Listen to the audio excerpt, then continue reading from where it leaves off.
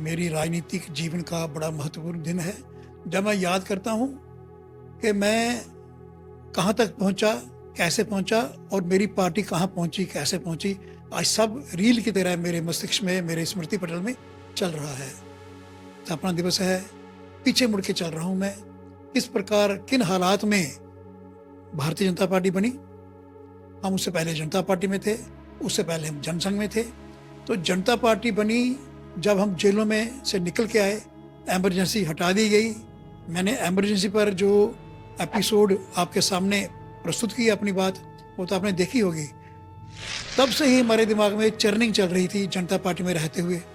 जनता party जैसे भानुमति का कुंभा होता है, विभिन्न विचारों के लोग इकट्ठे हो गए जो देश के अंदर घुसखोरी के खिलाफ और लोकतंत्र की स्थापना के लिए लोकनायक जयप्रकाश नारायण के नेतृत्व में देश में बदलाव करना चाहते थे। तो लेकिन उसमें बहुत लोग शामिल हुए। देश की कांग्रेस को छोड़ के कोई ऐसी पार्टी नहीं थी जो जनता पार्टी में शामिल नहीं हुई, परंतु वो परिस्थिति थी जिन्होंने हमें इकट्ठा कर दिया। लेकिन मन मिलना, विचार मिलना एक अलग बात थी, वैसा हो नहीं पा रहा था। जबकि जयप्रकाश नारायण जी कुछ समय तो रहे, उसके बाद उनका देहांत हो गया। मोरारजी देसाई जो प्रधानमंत्री थे, वो हमारे बड़े नेता थे, बड़े सशक्त नेता थे, बड़े योग्य नेता थे। उनके रहते हुए धीरे धीरे धीरे धीरे मतभेद जो है, मनभेद बढ़ता गया, बढ़ता गया, बढ़ता गया। मैं यहाँ कहना चाहूँगा कि जनता पार्टी में एक समाजवादी गुट था, स्वर्गीय राम मनोहर लोहिया के विचार पर चलने वाले लोग, परंतु विचार से ज़्यादा वो तिगड़मबाजी ज़्यादा कर रहे थे।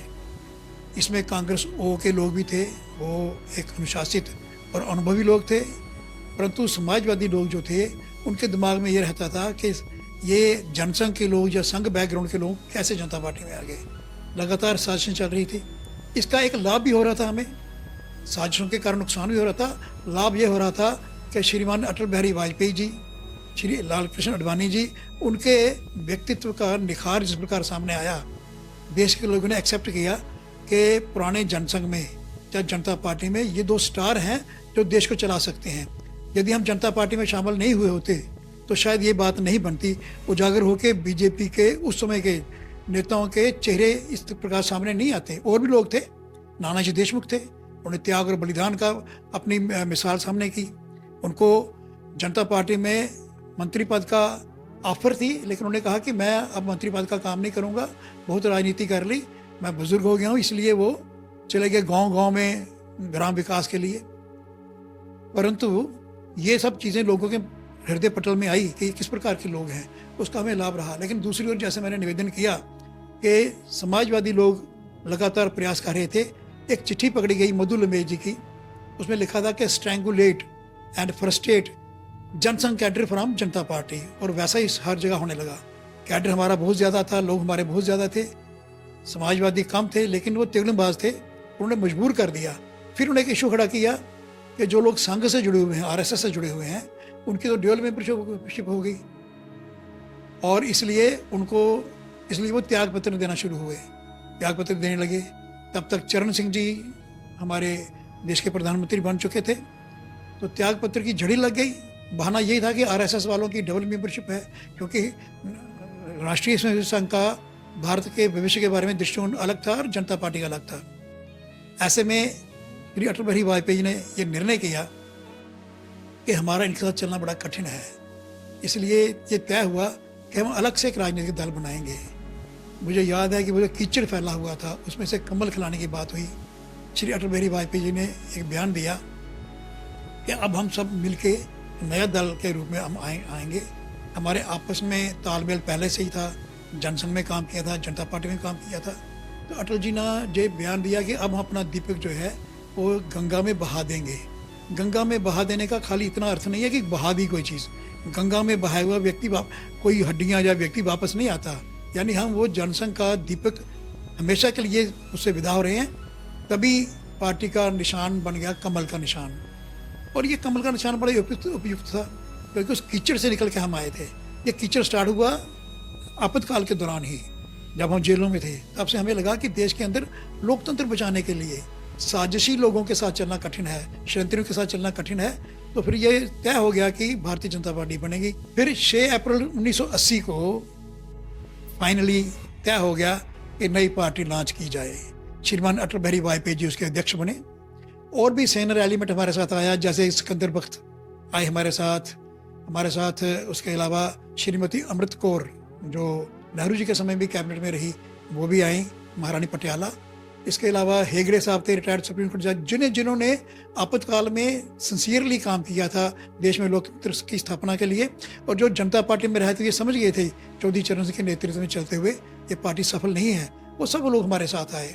हमारा पहला अधिवेशन हुआ मुंबई में 1980 में। तो पार्टी जो थी उसके एकदम, हमारा आधार तो सब जगह था ही था, हमने एकदम सब जगह अपने यूनिट बनाए और कमल का निशान जो है हमारा वो एक्सेप्ट हो गया। पार्टी का नेतृत्व अटल जी, अडवाणी जी, श्री सुंदर सिंह भंडारी जी, श्री मुरली मनोहर जोशी जी, इनके हाथ में आया। बड़ा कुशल नेतृत्व था। पूरे देश में घूम घूम के अलख जगाई उन्होंने और लोग साथ चल पड़े, पूरा कारवां चल पड़ा। 1980 का जो अधिवेशन हुआ था हमारा दिसंबर महीने में बॉम्बे में, वो ऐसे लगता था कि लोगों का समुद्र आ गया है।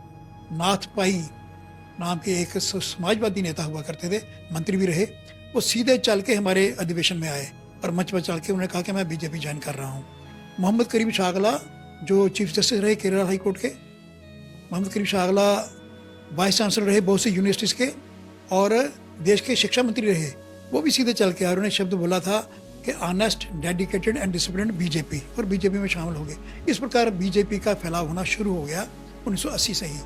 तो धीरे धीरे पार्टी आगे बढ़ती रही। मैं अब जम्मू में आना चाहता हूँ। उन दिनों जम्मू में म्यूनसिपल कौंसिल होती थी, कॉर्पोरेशन नहीं थी तब, उसके चुनाव हो रहे थे। चुनाव में जो पहली विजय भारतीय जनता पार्टी को कमल के निशान पर मिली वो जम्मू से मिली। हमारी म्यूनसिपल कौंसिल बनी, अटल बिहारी वाजपेयी जी यहाँ आए थे स्वयं, और वो कहने लगे कि जम्मू ने भारतीय जनता पार्टी के माथे पर विजय का तिलक लगाया है। तो मुझे इस बात का अभिमान है कि भारतीय जनता पार्टी की जो विजय यात्रा है उसका आधार जम्मू बना। जम्मू से शुरू हुआ। श्री वेद प्रकाश बजाज हमारे अध्यक्ष बने म्यूनसिपैलिटी के, मेरे पिताजी उपाध्यक्ष बने। तो यहाँ से विजय रथ हमारा शुरू हुआ और आपने देखा चलते चलते पूरे देश भर में आज हमारी सरकार है। आज हमारी 16-17 रियासतों में हमारी सरकारें हैं, पर बड़ी सी चल रही हैं। उसके अलावा बहुत से यूनिट हैं। तो भारतीय जनता पार्टी को यहाँ पहुँचने तक आज मैं स्मरण कर रहा हूँ। आज स्थापना दिवस है, बात आगे भी होगी, भारतीय जनता पार्टी आगे कैसे कैसे बढ़ी, मैं समय समय पर आके इस पर अपना विचार रखता रहूँगा।